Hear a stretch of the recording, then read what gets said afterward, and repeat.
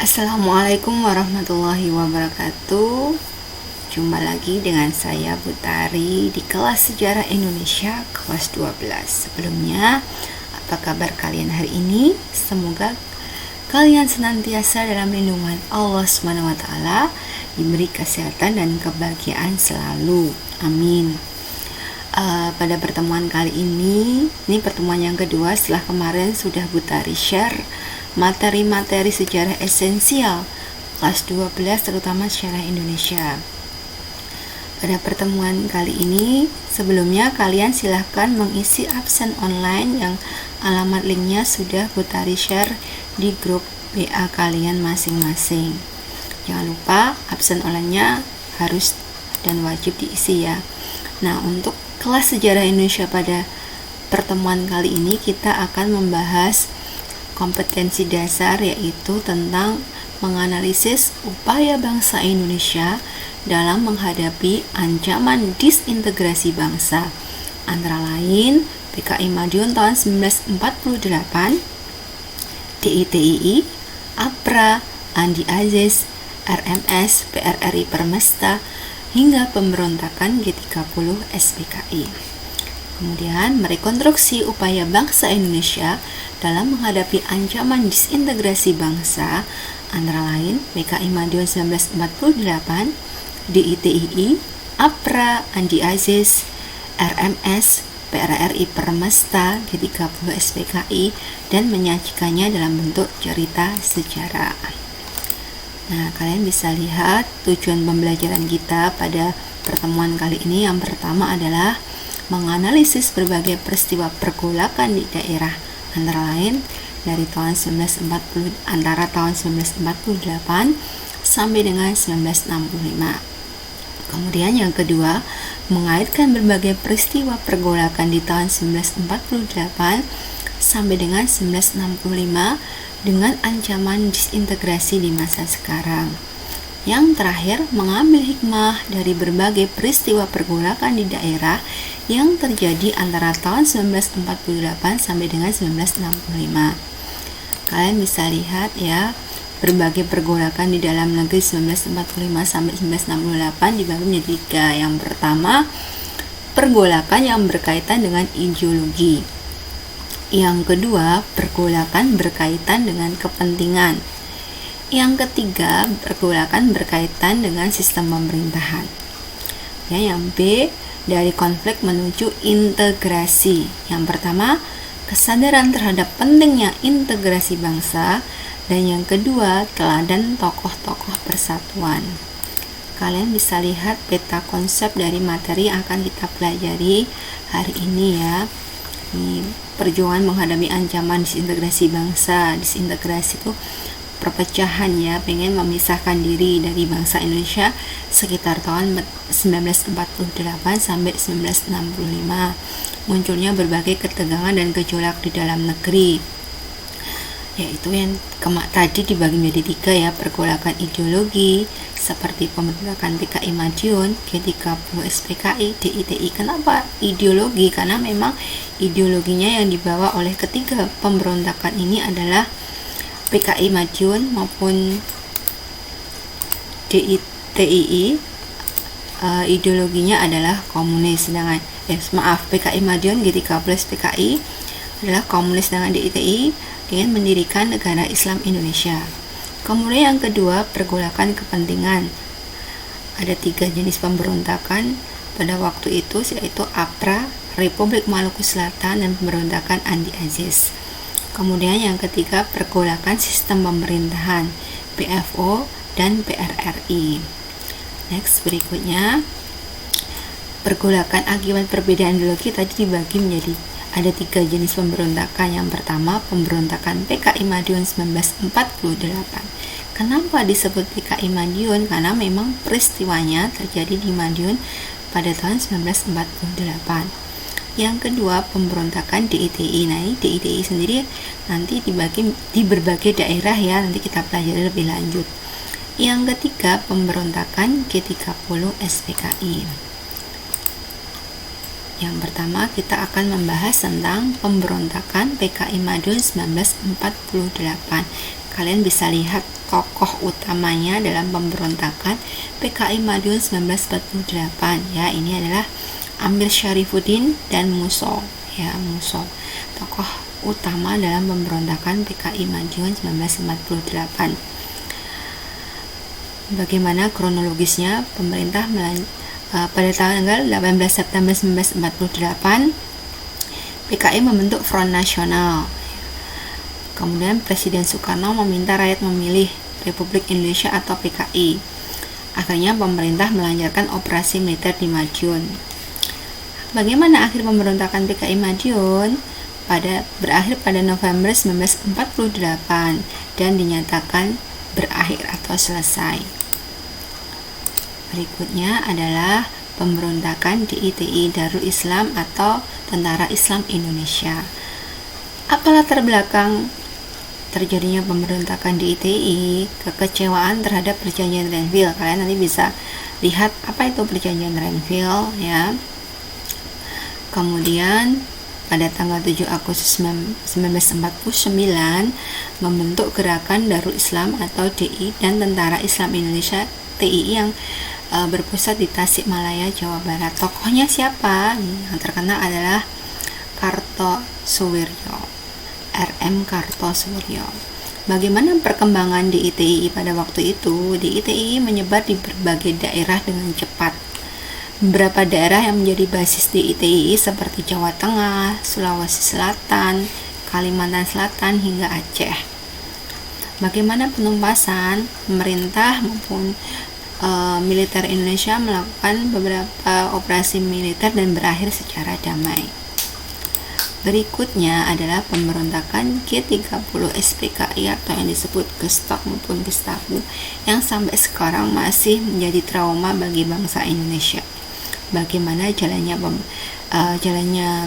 pemberontakan? Yang pertama, latar belakangnya dulu. Persaingan antara PKI, Partai Komunis Indonesia, dengan Angkatan Darat dalam percaturan politik Indonesia. Karena pada waktu itu memang PKI merupakan salah satu partai yang dilegalkan ya, pada waktu itu diperbolehkan di Indonesia.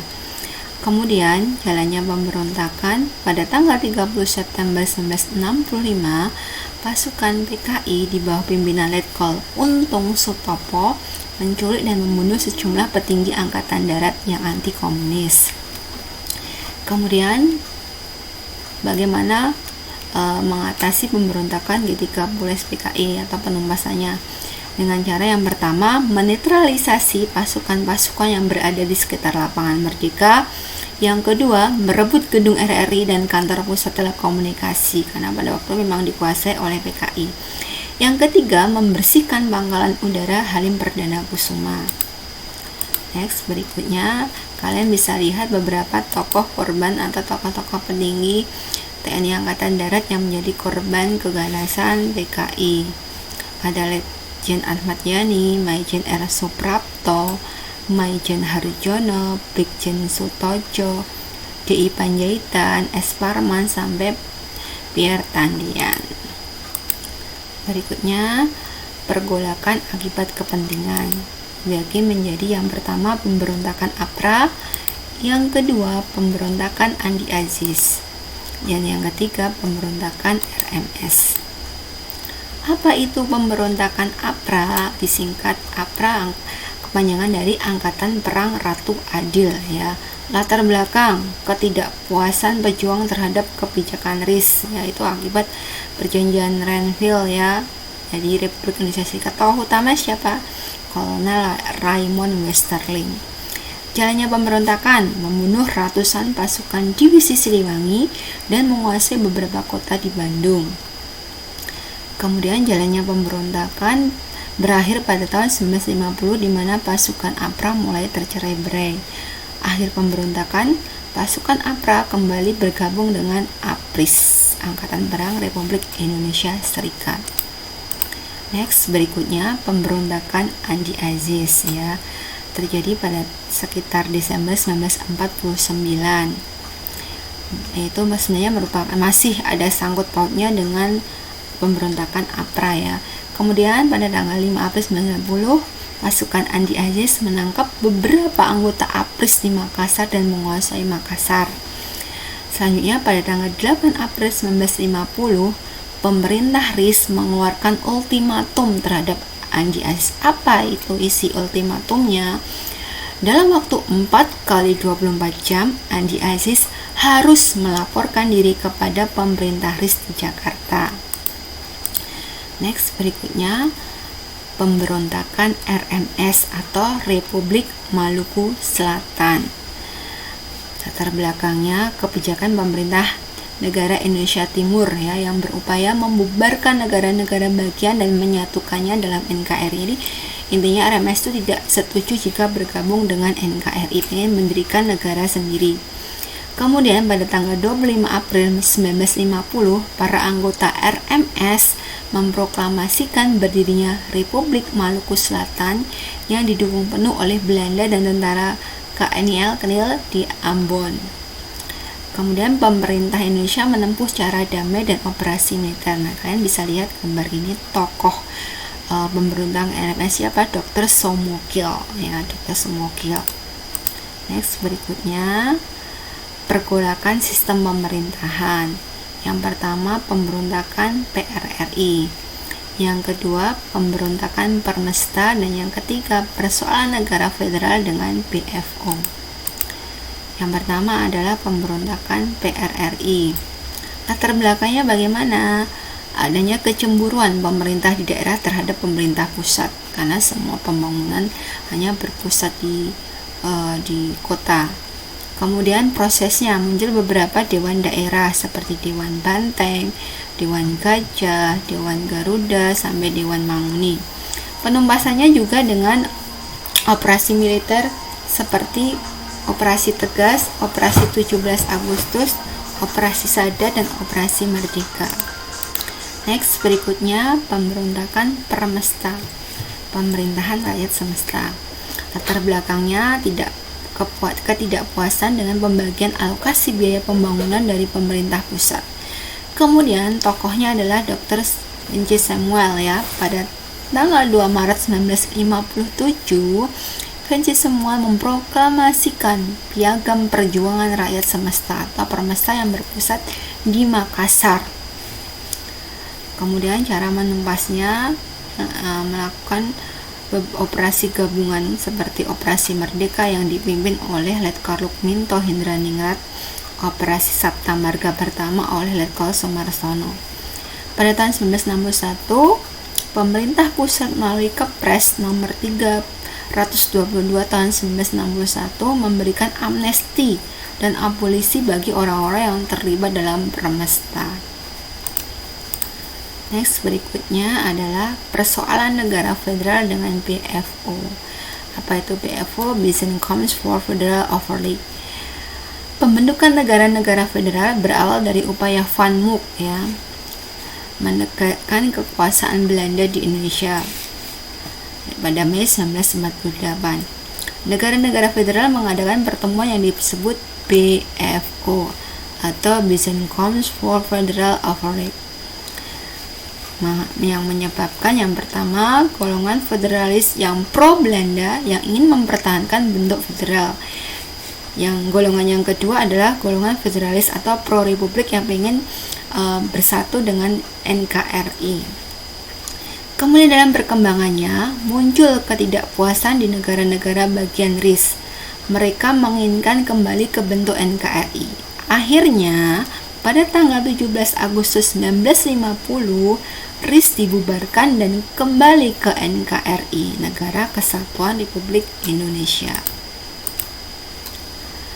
Selanjutnya adalah upaya-upaya mempertahankan integrasi bangsa, mempertahankan persatuan dan kesatuan bangsa. Yang pertama, pentingnya menjaga persatuan dalam kemajemukan, karena kita ketahui bahwa negara kita, negara Indonesia adalah negara majemuk atau negara multikultural ya, terdiri dari berbagai suku, agama, adat istiadat, budaya, dan sebagainya, sehingga pentingnya menjaga persatuan dan kesatuan.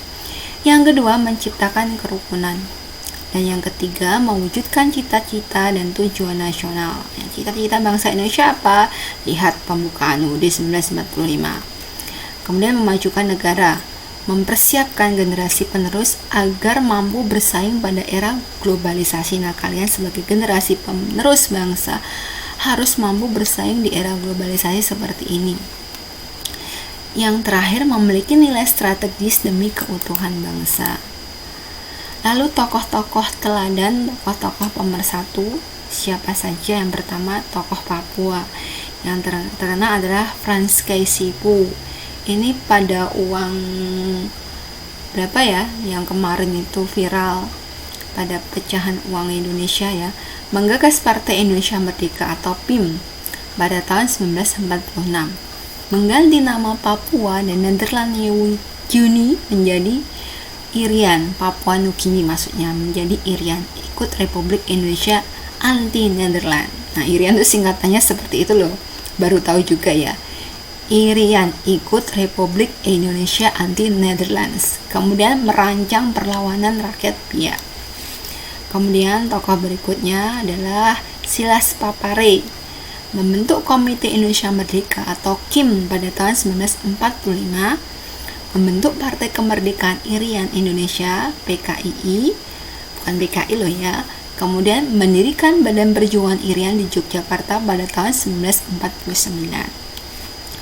Berikutnya adalah Martin Inde, merencanakan perlawanan melalui Partai Indonesia Merdeka atau PIM, memimpin aksi protes yang didukung delegasi 12 kepala suku. Tokoh berikutnya Raja Pemersatu, Sri Sultan Hamengkubuwono ke-9 ya. Beliau adalah tokoh dari Yogyakarta yang menyatakan Kesultanan Yogyakarta merupakan bagian dari Republik Indonesia sejak tahun 1945. Memberikan jaminan keamanan penyelenggaraan pemerintahan Indonesia selama masa revolusi kemerdekaan. Yang kedua, Sultan Syarif Qasim II. Jadi dari Indonesia, Sumatera Timur ya, menyatakan dukungan dan kesetiaannya terhadap Indonesia, menyumbangkan uang sebanyak 13 juta gulden untuk perjuangan rakyat Indonesia, mengajak raja-raja di Sumatera Timur untuk memihak Republik Indonesia. Kemudian tokoh berikutnya ini pejuang perempuan yang bernama Opu Daeng Risaju. Beliau bergabung dengan Partai Serikat Islam Indonesia atau PSII, menjadi ketua PSII di Palopo. Mana itu Palopo itu Makassar ya, pada tahun 1930. Aktif berjuang melawan kolonialisme Belanda, turut terlibat pertempuran dengan Belanda pada masa awal kemerdekaan. Opu Daeng Risaju. Berikutnya dalam perjuangan seni ya, kalian lihat Bapak Ismail Marzuki, tokoh yang terkenal yang menciptakan beberapa lagu perjuangan bagi bangsa kita. Kalian hafal nggak salah satu lagunya? Yang pertama, menciptakan lagu-lagu bernuansa perjuangan. Berikutnya, lagu-lagunya mampu menggugah semangat juang dan jiwa nasionalisme bangsa ini. Jadi kalian jangan hanya lagu-lagu dangdut, lagu-lagu campur sari, lagu-lagu perjuangan harus hafal ya. Yang kedua, tokoh yang kedua Pak Muhammad Yamin. Nah, ini juga salah satu tokoh letak dasar Pancasila juga yang mengusulkan dasar sila Pancasila. Berjuang melalui pemikiran politik dan karya sastra, menyumbangkan konsep Pancasila dan Undang-Undang Dasar 1945.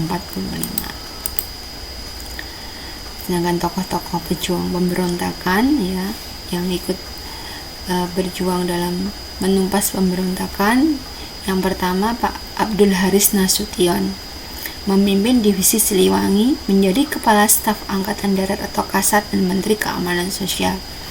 Yang kedua, Bapak Ahmad Yani, menumpas DITII dan PRRI, menjadi salah satu korban peristiwa G30 SPKI. Selanjutnya, Pak MT Haryono, menolak rencana PKI membentuk Angkatan Kelima.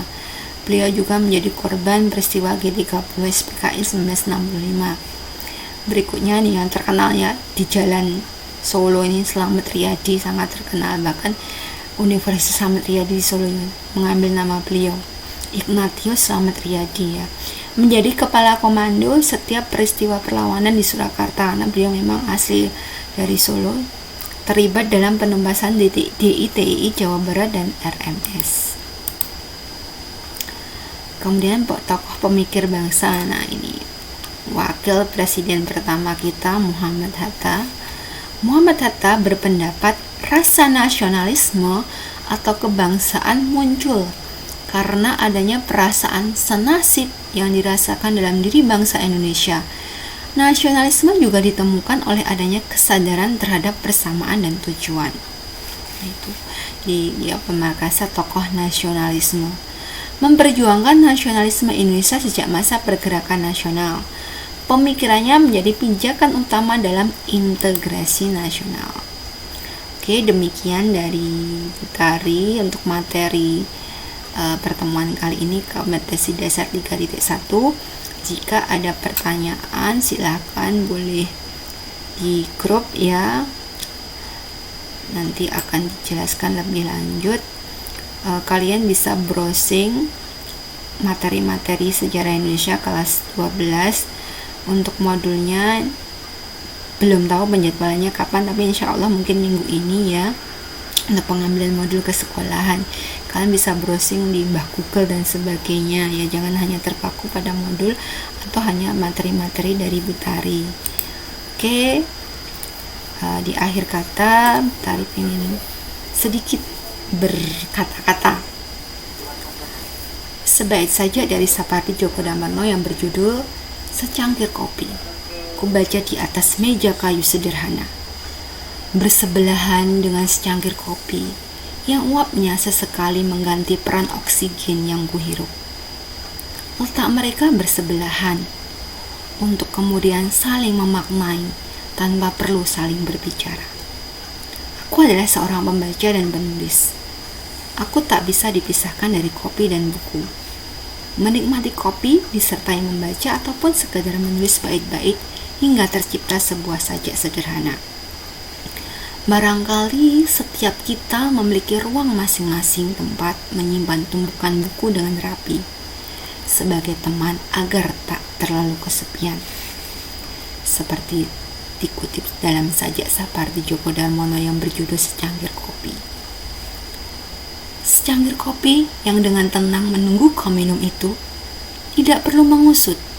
Kenapa kau bisa membedakan aromanya dari asap yang setiap hari kau hirup ketika berangkat dan pulang kerja di kota yang semakin tidak bisa mengerti kenapa mesti ada secangkir kopi yang tersedia di atas meja setiap pagi. Oke, salam literasi, semangat belajar. Jangan lupa jaga kesehatan, stay safe ya. Semoga pandemi ini segera berakhir, kita bisa berjumpa lagi tatap muka secara langsung. Sudah rindu sekolah, rindu kalian. Sekian dan terima kasih. Wassalamualaikum warahmatullahi wabarakatuh. Dadah.